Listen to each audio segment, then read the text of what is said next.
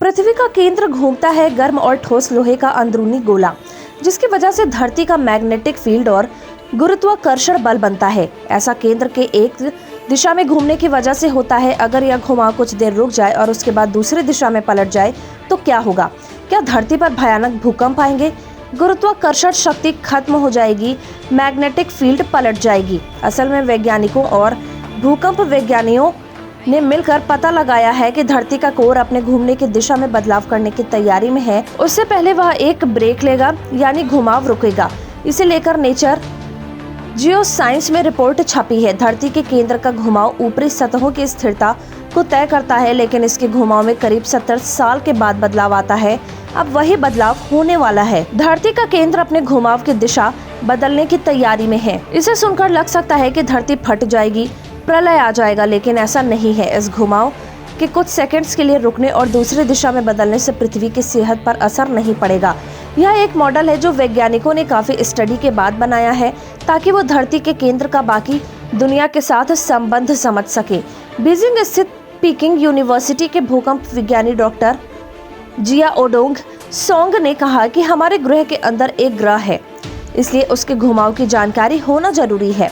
साल 1936 में डच भूकंप विज्ञानी इंगे लेहमैन ने खोजा था कि धरती लिक्विड आउटर कोर एक ठोस मेटल बॉल के चारों तरफ लिपटा है, यानी इनर कोर के चारों तरफ। तब से पृथ्वी के केंद्र ने वैज्ञानिकों को हैरान परेशान कर रखा है। यूनिवर्सिटी ऑफ साउदर्न कैलिफोर्निया के भूकंप विज्ञानी जॉन विडाले कहते हैं कि यह बेहद विचित्र घटना है कि गर्म लोहे की गेंद धरती के केंद्र में घूम रही है। धरती की उम्र के मुताबिक इस केंद्र को थोड़ा ठंडा होकर क्रिस्टलाइज होने की घटना कुछ करोड़ साल ही पुरानी है। पृथ्वी के केंद्र को आसानी से पढ़ा नहीं जा सकता, वहां से सैंपल लेना भी मुश्किल है। लेकिन भूकंपों से निकलने वाली तरंगे और शीत युद्ध के समय किए गए परमाणु टेस्ट पृथ्वी के केंद्र को प्रभावित करती आई है। उससे उसके बारे में पता भी चलता है, साथ ही होने वाले बदलावों की स्टडी करने में मदद मिलती है।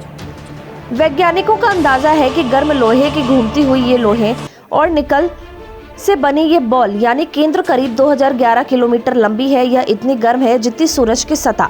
90 के दशक में डॉक्टर सोंग ने उन पहले वैज्ञानिकों में से एक थे जिन्होंने कहा था कि धरती का केंद्र घूम रहा है, वह भी अलग अलग गति में, जबकि पृथ्वी की सतह पर ऐसा नहीं है। इसके बाद से दुनिया के कई वैज्ञानिकों ने इस बात के सबूत जमा किए कि केंद्र अलग अलग गति में, कभी तेज तो कभी धीमे घूमता है।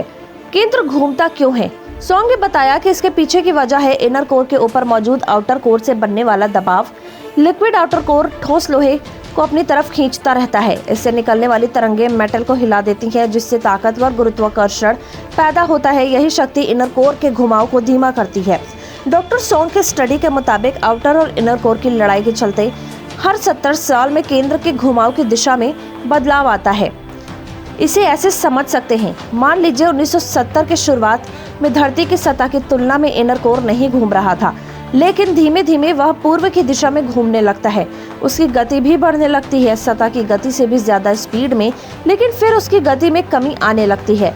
इनर कोर 2009 से 2011 के बीच एक ब्रेक लेता है। छोटा सा गति एकदम कम हो जाता है, रुक जाता है, फिर वह धीमे से सतह की तुलना में पश्चिम दिशा में घूमने लगता है। अब इस हिसाब से इनर कोर साल 2040 के आसपास फिर से पूर्व की ओर घूमना शुरू करेगा, यानी धरती के पूर्व और पश्चिम दिशा के बीच होने वाले घुमाव में रुकावट और बदलाव आज से 17 साल बाद आएगा। हाँ, इससे कोई प्रलय नहीं आएगा, लेकिन धरती पर हल्के भूकंप के झटके शुरू हो सकते हैं। इसी वजह से हर 6 साल में दिन के समय में कुछ मिलीसेकंड्स का अंतर आ जाता है।